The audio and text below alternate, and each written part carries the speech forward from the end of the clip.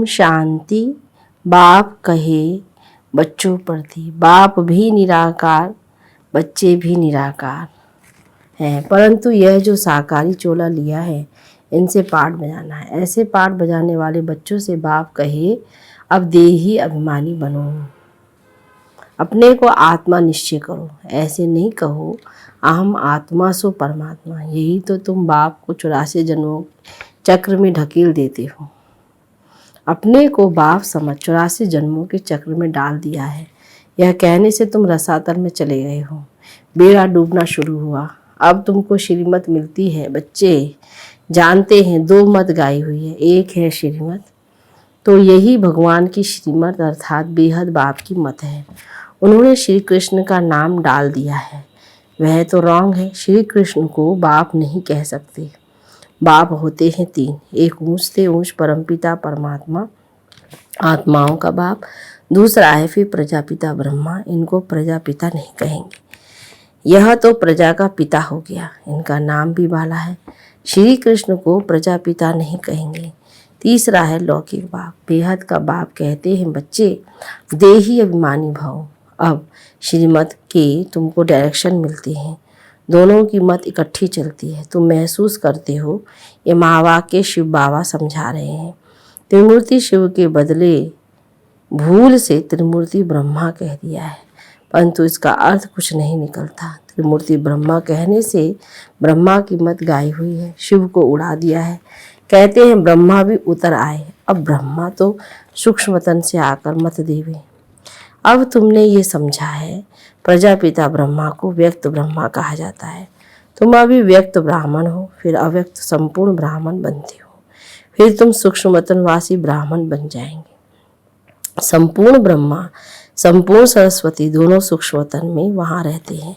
विष्णु तो है ही युगल, 2 भुजा लक्ष्मी की, 2 भुजा नारायण की। अब ये मत तो नामी ग्रामी है। भगवान वाच ब्रह्मा को मत देने वाला है शिव, इनका नाम रखा है ब्रह्मा। ब्रह्मा है यहाँ पति दुनिया में, तो इनको ऊंच नहीं कहना चाहिए। विष्णु के 2 रूप लक्ष्मी नारायण फिर यहाँ स्वर्ग में आते हैं। देव देव महादेव कहा जाता है ना, महादेव हो गया शंकर। बच्चे तो समझते हैं शिव है ऊंचते ऊंच बाप, फिर सूक्ष्मतन की रचना रचते हैं। मूल बात है श्रीमत पर चलना। ब्रह्मा भी श्रीमत पर चल इतना नामी ग्रामी बना। मुरब्बी बच्चा एक ही ब्रह्मा है, शिव बाबा भी एक, ब्रह्मा भी एक ही है। प्रजापिता ब्रह्मा कहा जाता है ना, प्रजापिता विष्णु व प्रजापिता शंकर नहीं कहेंगे। अभी तुम प्रजापिता ब्रह्मा के सामने बैठे हो। बाप कहते हैं गृहस्थ व्यवहार में रहते अपने को आत्मा निश्चय करो, निरंतर मुझे याद करने का पुरुषार्थ करो। फिर है त्याग की बात, ज्ञान भक्ति वैराग कहते हैं ना, वैराग से त्याग होता है। सन्यासी पहले वैराग दिलाते हैं कि यह काग विष्टा समान सुख है, इसलिए हम घर बार छोड़ते हैं। कहते भी हैं कि भारत सतयुग में स्वर्ग था, नरक में रहने वाले कहते हैं कि हम स्वर्गवासी थे। अभी तुम बच्चों की बुद्धि में है कि स्वर्ग में देवी देवताएं ही रहते थे। प्राचीन भारत में प्यूरिटी पीस पासपर्टी सब थी। नरकवासी मनुष्य स्वर्ग स्थापन करने वाले बाप की महिमा गाते हैं। आप सुख के सागर हो, शांति के सागर हो। इस बाप से ही सेकंड में जीवन मुक्ति का वर्षा मिलता है। बाबा घड़ी घड़ी कहते हैं किसके साथ चल रहे हो, शिव बाबा से ही वर्षा मिलना है। बुद्धि में शिव बाबा ही याद रहे, उनसे स्वर्ग में अथाह सुख मिलेगा। तुम कहेंगे हम शिव बाबा के साथ चल रहे हैं। कोई नया होगा तो वह कहेगा कि शिव बाबा तो है निराकार, ये ब्रह्मा है, तुम शिव बाबा के साथ कैसे चल रहे हो। विचित्र है ना। तुम बच्चे जानते हो हम शिव बाबा के सम्मुख बैठे हैं। शिव बाबा का कोई आकार साकार रूप है नहीं, वह निराकार इनके ही शरीर में आते हैं, इनमें आकर बतलाते हैं। या अपने जन्मों को नहीं जानते हैं। अभी तुम जानते हो बरोबर हमने 84 जन्म पूरे किए। 84 जन्म ही गाए जाते हैं। सतयुग में लक्ष्मी नारायण थे तो ज़रूर यही 84 का चक्र लगाते हैं, और धर्म वाले तो बाद में आते हैं, वे इतने जन्म नहीं लेते। पहले आत्मा सतो प्रधान होती है, फिर पिछाड़ी में तमो प्रधान बनती है। तो यह है श्रीमद् भगवान की। ब्रह्मा को भी वह मत देते हैं, परंतु मुरब्बी बच्चा होने कारण अच्छी रीति धारण कर समझाते हैं। कभी वह भी आकर समझाते हैं, कहते हैं बच्चे देही अभिमानी भव। शिव बाबा भी कहते हैं, ब्रह्मा भी कहते हैं देही अभिमानी भव। अब तुम प्रैक्टिकल में सम्मुख बैठे हो, वह है विचित्र, तुम हो चित्र वाले। सबको कहते हो हे बाबा, हे भाई, हे आत्माएं, बाप को याद करो। बाबा को याद करने की स्मृति दिलाते हैं। आत्माओं से बात करते हैं, एक दो को सावधान कर उन्नति को पाओ। ये ब्रह्मा के तन द्वारा बाप कहते हैं, मुझ बाप को याद करने से स्वर्ग का वर्षा मिलेगा। इन भूतों के वश नहीं होना।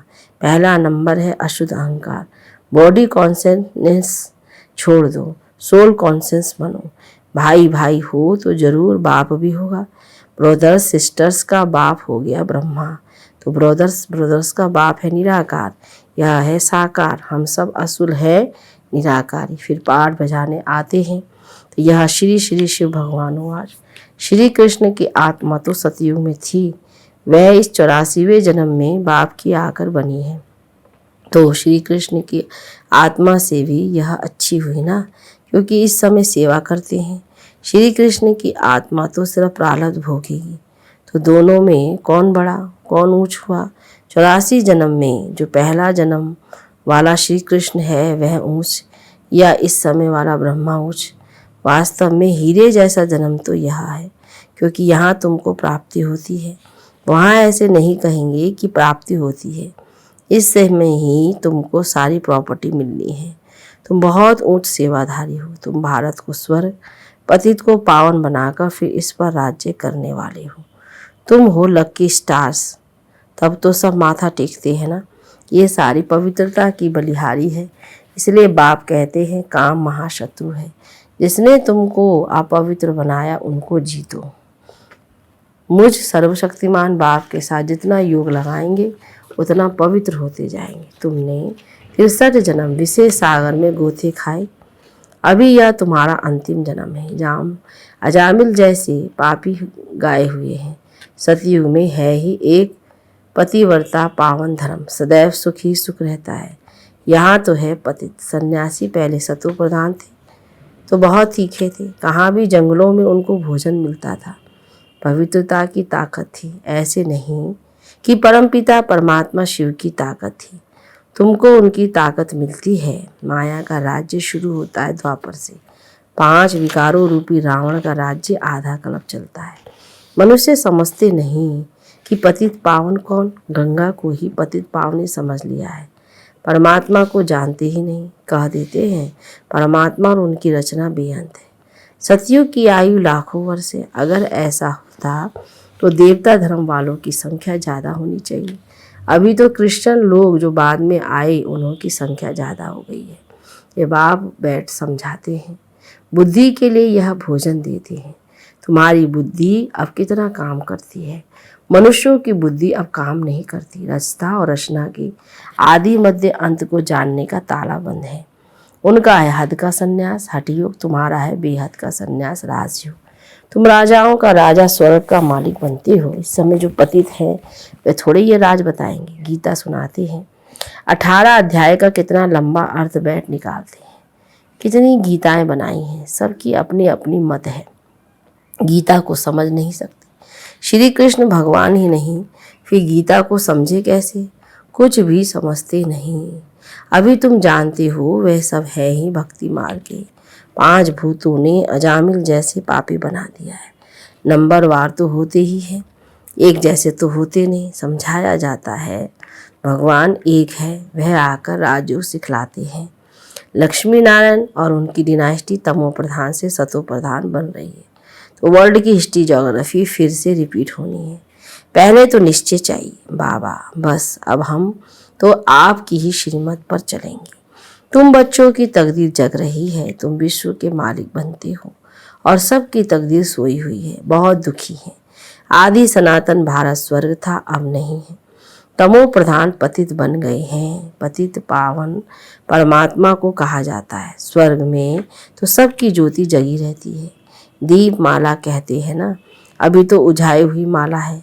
बाप कहते हैं ये मेरी आत्माओं की माला है।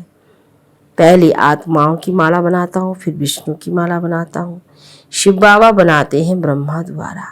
यह भी समझाया है ब्राह्मणों की माला बन नहीं सकती, क्योंकि कभी आसमान में चढ़ते रहते, कभी नीचे गिरते रहते। निश्चय बुद्धि से बदल संशय बुद्धि बन पड़ते हैं।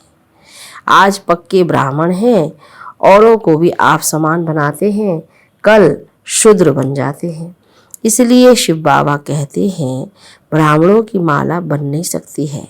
तुम पुरुषार्थ करते हो, रुद्र माला बनेंगे, इसलिए योग लगाना है। योग पूरा होगा तो बुद्धि रूपी बर्तन पवित्र होगा, तो धारणा भी होगी। बाप को याद करने से तुम वर्षा लेती हो, तुम्हारी आँख वर्षे में चली जाती है। लौकिक बाप के बच्चों की भी वर्षे में नज़र रहती है ना। कोई कोई बच्चे कहते हैं ये बूढ़ा कब मरेगा तो हमको मिल्कियत मिलेगी। कोई कोई बाप फिर ऐसे मनुष्य होते हैं जो बच्चों को नहीं, स्त्री को घर खर्च भी नहीं देते। बाप कहते हैं कि मूल बात है निश्चय बुद्धि बनो। तुमने विचित्र का हाथ पकड़ लिया है, इस चित्र द्वारा कहते हैं मुझे याद करो। तुम्हारी जिन जैसी बुद्धि होनी चाहिए। शिव बाबा परम धाम में रहते हैं। अभी शिव बाबा मधुबन में मुरली चलाते होंगे, तो घड़ी घड़ी शिव बाबा को याद करना पड़े। अभी तुम यहाँ बैठे हो, वही कहते हैं माँ में कम याद करो तो तुम मेरी माला का दाना बन जाएंगे। तो यह है रुद्र ज्ञान यज्ञ। इसमें ब्राह्मण भी जरूर चाहिए। शास्त्रों में कोई ये लिखा हुआ नहीं है कि जगत अम्बा ब्राह्मणी थी, ये बाप ही समझाते हैं। परंतु माया भी बड़ी तीखी है। निश्चय होते होते माया फिर झट संशय में ला देती है। फिर श्रीमत लेने लिए बुद्धि चलती नहीं है, उनका पद भी भ्रष्ट हो जाता है। चढ़े तो चाखे वैकुंठ रस, गिरे तो चकनाचूर। प्रजा में भी कम पद, तुम हो लक्की ज्ञान सितारे।